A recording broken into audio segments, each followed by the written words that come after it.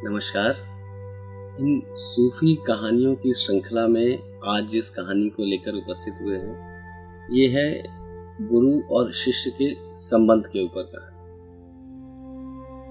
और ये कहानी है जापान की, जहाँ पर ज़ेन एक ढंग हुआ है, एक तकनीक हुई है, एक विधा हुई है आत्म साक्षात्कार की, जिसे यहाँ पतंजलि ने ध्यान कहा। वही शब्द वहां तक पहुंचते पहुंचते ज़ेन हो गया। तो ऐसे ही ये कहानी है एक ज़ेन गुरु की और उसके एक शिष्य की।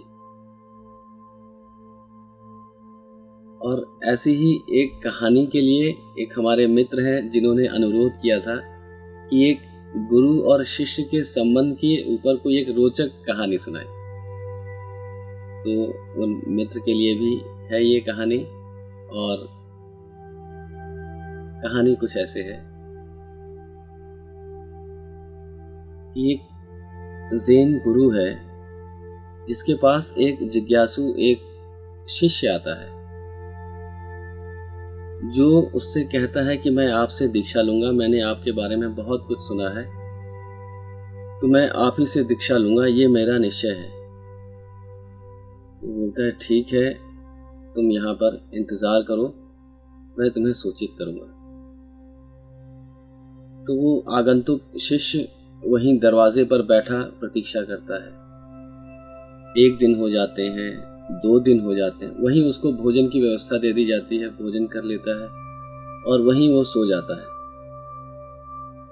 तो 3 दिन इस तरह बीत जाते हैं और 3 दिन के बाद में जब गुरु को थोड़ी आशा बंधती है इस शिष्य के ऊपर कि ये वास्तव में कुछ प्रयोग करने के लिए तैयार है, अपने जीवन को लेके आ गया है उस संकल्प की स्थिति तक जहां पर ये कुछ एक नए कदम ले सकता है, तो वो कहते हैं ठीक है, आ जाओ, मैं तुम्हें स्वीकार करता हूँ, लेकिन मेरे तरीके कुछ और हैं, अलग हैं ये औरों से, घबरा तो नहीं जाओगे?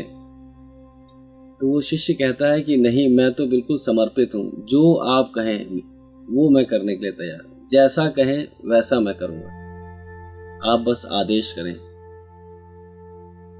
तो वो कहता है गुरु कि इसके पहले कि मैं तुम्हें कुछ और आगे बताऊं या कुछ सिखाऊं, तुम्हारी सजगता को जगा देना एक बहुत आवश्यक काम है।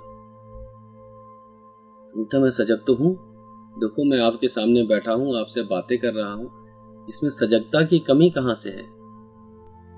तो गुरु मुस्कुराता है और कहता है कि सजगता की कमी नहीं, अभी तो तुम सोए सोए बात कर रहे हो, अभी तो तुम उन्नींदे हो, अपने सपनों में अपने विचारों में खोए हुए हो, अभी जागे कहाँ हो? वो तो एक कला है, तुम्हें सीखनी पड़ेगी। तो शिष्य कहता है ठीक है, जो आप सिखाएं मैं सीखने के लिए तैयार हूँ। बोलते तो ठीक है, कल से तुम्हारी ये तैयारी शुरू होगी। और ये डंडा देखते हो मेरे हाथ में?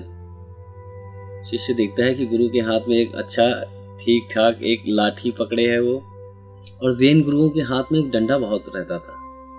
यहाँ पर भी हिंदू सन्यासियों ने भी दंड का धारण किया और उसे अपने साथ रखा। तो ऐसे ही उस गुरु के पास भी एक लाठी थी, एक डंडा था। तो वो गुरु उसको दिखाता है शिष्य को कि ये तुम देख लो, इसे पहचान लो, और सिर्फ यही तैयारी तुम्हारी होगी कि मैं इस डंडे से तुम पर चोट करने की कोशिश करूंगा और तुम्हें अपना बचाव कर लेना है, और अगर बचाव करने में चूक गए तो ये डंडा तुम्हारे सिर पे बच जाएगा, उसके लिए फिर मैं जिम्मेदार नहीं। तुम्हारा प्रमाद तुम्हारी हर चोट के लिए उत्तरदायी होगा, तुम स्वयं उत्तरदायी होगे, इस बात का सदैव ध्यान रखना। तो शिष्य कहता है कि ठीक है, मैं तैयार हूं। और अगले दिन से शिष्य बैठा कुछ भी कर रहा होता, न जाने कहां से वो एक डंडा उसके सिर पे पड़ जाता, कभी कंधे पे, कभी कहीं, लेकिन डंडों की जैसे उस पर बरसात होने लगी। उसे लगने लगा कि जैसे गुरु के पास और कोई काम ही नहीं है, सुबह से शाम तक बेचारा पिटता रहता, और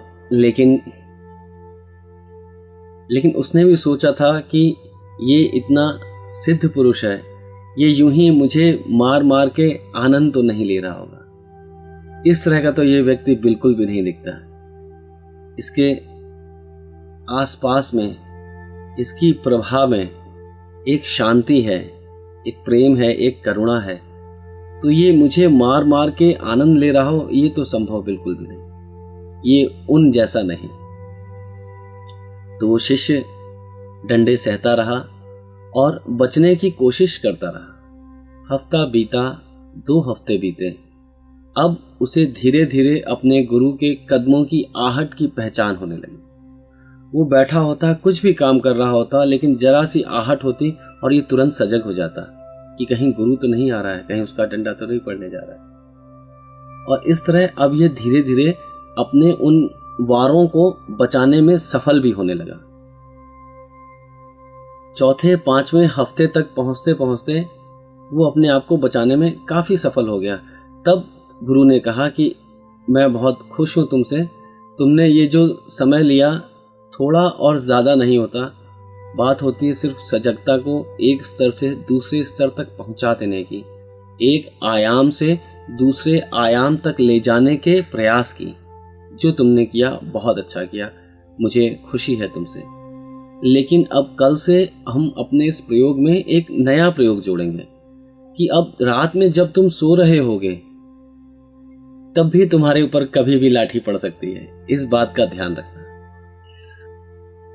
अब तो शिष्य की फिर से चौंकने की बारी थी। पहले तो उसने सोचा कि गुरु तारीफ कर रहे हैं और हो सकता है मैंने कोई स्थिति पा ली हो, लेकिन उसे पता चलता है कि अब तो ये परीक्षा थोड़ी सी और कठिन होने जा रही है। लेकिन अब इसे उस जागरूकता का स्वाद भी मिलने लगा था, उस शांति का आनंद मिलने लगा था। तो मन ही मन ये भी मुस्कुराया कि हाँ क्यों नहीं, हम एक और नए प्रयोग की ओर चलेंगे और अपनी सजगता के स्तर को और बढ़ाएंगे और ऊंचे आयामों में लेके जाएंगे। अब जब भी वो सोता, गुरु का डंडा उसे कभी भी पड़ सकता था। तो अब उसका सोना धीरे धीरे मुश्किल होने लगा। वो तो जैसी गहरी नींद में सो जाता, गुरु तुरंत आके एक डंडा बजाता कि उठो बच्चे, सोना बना है। वो फिर लेट जाता और सजग रहने का प्रयास करता कि सजगता भी सधी रहे और शरीर विश्राम में भी चला जाए, उसे नींद भी आ जाए और वो कहीं ना कहीं जगा भी रहे। एक दिया टिमटिमाता रहे उसके अंदर और बाहर चारों तरफ नींद पसरी फैली रही। शुरू में फिर वही कुछ हफ्तों तक उसे रात में डंडे पड़ते रहे, लाठियां पड़ती रहीं, लेकिन कुछ ही हफ्तों में अब वह नींद में भी जागा रहने लगा। ये उसके लिए एक बिल्कुल नया अनुभव था। अब उसे पता लगने लगा कि वो सो भी रहा है और वो जाग भी रहा है। गुरु जैसे ही आए उसकी आहट से उसको तुरंत अपनी पलकें खोल दे और मुस्कुरा के गुरु को प्रणाम कहे कि प्रणाम गुरुजी, देखो मैं सजग हूं। गुरु भी मुस्कुराता और चला जाता। ये फिर से सो जाता। अब कहना ठीक नहीं होगा, क्योंकि सोता भी था और जगा हुआ भी होता था। ऐसे ही धीरे धीरे गुरु शिष्य के बीच में प्रेम भी पनप रहा था। एक दिन शिष्य के मन में एक विचार आता है, तो वो देखता है कि उसके गुरु एक वृक्ष के नीचे बैठे लीन हैं। उनको देख के शिष्य के मन में विचार आता है कि जैसे गुरुजी हमेशा मेरे पीछे पड़े रहते हैं लाठी लेके, मैं भी क्या एक बार देखूं इनके ऊपर लाठी बजा के कि ये अपने आप को बचा पाते हैं कि नहीं, या मुझे ही कहते रहते हैं कि अपने आप को बचाना और ये लाठियां मेरे ऊपर बजाते रहते हैं, मुझे मारते रहते हैं, पीटते रहते हैं। तो ये विचार आते ही गुरुजी मुड़ते हैं, आंखें खोल के मुस्कुरा के उसकी ओर देखते हैं और कहते हैं, अपने गुरु के प्रति ऐसा विचार करते हो, तुम्हें लज्जा नहीं आती? अब तो शिष्य पानी पानी हो गया और उसने कहा, क्षमा करें गुरुजी, मुझे नहीं पता था कि विचारों की हलचल भी आपको पकड़ में आ जाती है। तो ये थी छोटी सी कहानी, सूफी कहानी, प्यारी कहानी। अब ये देखें कि स्थिति सजगता की वहां तक पहुंची कि गुरुजी बैठे हुए हैं और उनके आसपास के वातावरण में कहीं भी कोई भी विचार की तरंग उठी कि उन्हें भी वो सुनाई पड़ जाती है।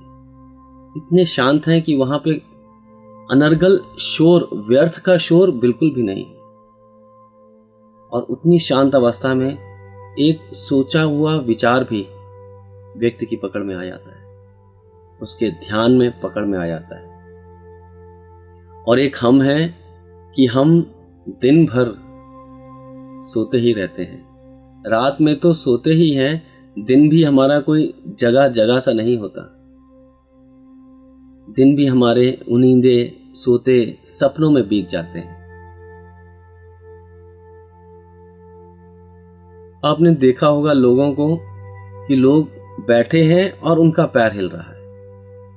उनसे अगर पूछो कि आप ये पैर क्यों हिला रहे हैं, तो वो चौंकते हैं कि अच्छा मेरा पैर हिल रहा था, नहीं पता नहीं क्यों हिल रहा था। अब हालात यहां तक हैं कि आपके शरीर के अंग हिलते हैं और आपको पता नहीं होता। बेहोशी इस कदर हम अपने सपनों में, अपने विचारों में खो गए हैं कि अस्तित्व में क्या हो रहा है, संसार में क्या हो रहा है, जिसको हम कहते हैं रियल वर्ल्ड में क्या हो रहा है, हमें पता नहीं। हम अपने विचारों में खोए हैं, सपनों में भटक रहे इधर से उधर। एक विचार खत्म नहीं होता, 100 विचार साथ में जुड़े खड़े हो जाते हैं। तो देखें, अपनी जागरूकता को जगाएं, थोड़े शांत हों। पैरों के हिलने का तो सिर्फ उदाहरण था। देखते हैं हमारे मन में विचार कैसे चले जाते हैं। हम लाख कहें कि अब चुप हो जाओ, मुझे सोना है, लेकिन वो शांत नहीं होते, वो थमते नहीं, चले जाते हैं। और उसकी थकान में हम कब सो जाते हैं हमें पता नहीं चलता। इसीलिए तो जब हम उठते हैं तो भी मुस्कुरा के नहीं उठते, थके से। रात भर तो सताए गए, तड़पाए गए, लेकिन किसी और के द्वारा नहीं, खुद के द्वारा खुद को परेशान किया। तो इतना भी ना सोचें कि भूल ही जाएं अपने आप को कि आप जीवित भी हैं, आप जिंदा भी हैं, आपके चारों ओर एक जीवित संसार भी है। सिर्फ मोबाइल फोन के अंदर छिपा संसार नहीं, उसके बाहर बहुत कुछ है। ऐसा ना हो आप छोटे से स्मार्टफोन और अपने छोटे से दिमाग, इनके विचारों को लेकर इतने परेशान हो जाएं, वो धागा इतना उलझ जाए, इतने गुंजल पड़ जाएं कि सुलझाना मुश्किल हो जाए। कंप्यूटर्स में देखते हैं जब बहुत सारे टैब खुल जाते हैं तो प्रोसेस नहीं कर पाता है, स्लो हो जाता है सिस्टम। और कहीं अगर दूसरे एप्लीकेशंस, दूसरी टैब्स पॉपअप होके अपने आप ओपन होने लगे, जिनके ऊपर आपका कोई कंट्रोल नहीं, कोई राइट क्लिक नहीं, कोई लेफ्ट क्लिक नहीं, कोई ओके, कोई कैंसिल, कोई बटन काम ना करे, तो आप ऐसे कंप्यूटर को लेके क्या करेंगे? और अपने दिमाग को देखें, इससे कोई बहुत ज्यादा अलग तो नहीं। विचार विचार विचार, नए नए टैब, नए नए विचार, नए नए ऐप, नए नए विचार, और हम उनमें परेशान, उलझ गए। एक भी टैब हम बंद करने की कोशिश करते हैं वो बंद नहीं होता, कोई डॉक्यूमेंट बंद करने की कोशिश करते हैं वो बंद नहीं होता। अब तो सिस्टम रिफ्रेश भी नहीं हो रहा है।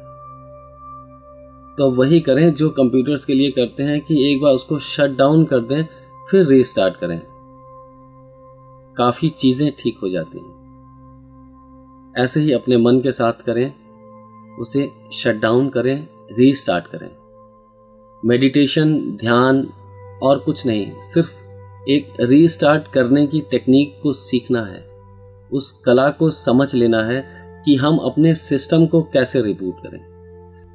तो देखें, निकालें कुछ समय इस पूरे दिन में अपने लिए भी, अपने सिस्टम को रीसेट करने के लिए, और रीसेट हो जाएगा तो अच्छा परफॉर्म करेगा। मेडिटेशन छोटी सी टेक्निक है जिसमें आप सिर्फ अपने खुली हुई एप्लीकेशंस को धीरे धीरे करके बंद करना शुरू कर देते हैं। कंप्यूटर की भाषा में तो बंद करते हैं, लेकिन अगर आंतरिक जगत की बात करें तो आप सिर्फ विश्राम कर रहे होते हैं, सिर्फ विश्राम कर रहे होते हैं। विश्राम में गहरे और गहरे और गहरे उतरते हैं। उसी गहराई में उतरते हुए जब आपको होश भी रहता है तो वो ध्यान हो जाता है। तो होश से भरें और दिन में थोड़ा समय निकालें, अपने विचारों को थोड़ा विश्राम दें, थोड़ा शांति का आनंद लें, थोड़ा इस अस्तित्व के नाद को सुनने का प्रयास करें। सुंदर संगीत है ये भी, संगीत ऐसा जो आपको अपने में डुबा लेता है।